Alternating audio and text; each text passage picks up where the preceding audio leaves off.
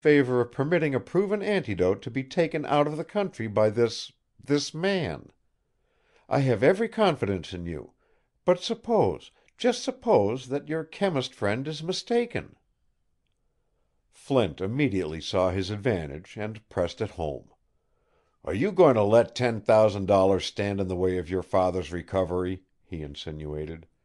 "Here," he added, taking pencil and paper from his pocket and writing hurriedly.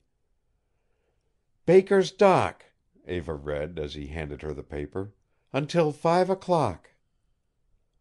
Flint bowed decently enough to her, glanced upward, and, as he thought of Eva's father lying stricken with the Madagascar madness in the room above, an evil leer came over his fox-like face.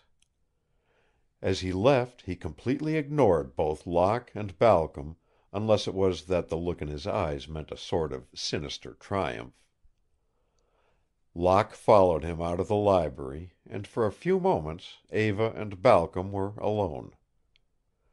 Balcom had been quick to realize that it would not further his plans if he continued to antagonize this high-spirited girl.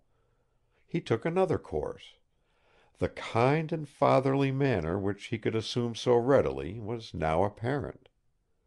"Eva, my dear child," he ingratiated, "I am really sorry for the hasty way in which I spoke, but aside from our duty to international patents, your marriage to my son has been my greatest hope and ambition." "I can't see why you should wish a daughter-in-law of whose actions you disapprove," retorted Eva, pointedly. It was a facer for Balcom, and he quickly guided the conversation into less dangerous channels.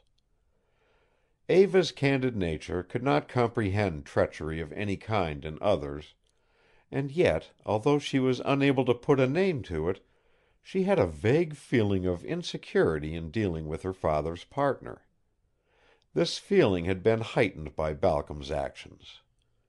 In speaking of the proposed marriage to Paul, he had come quite close to her.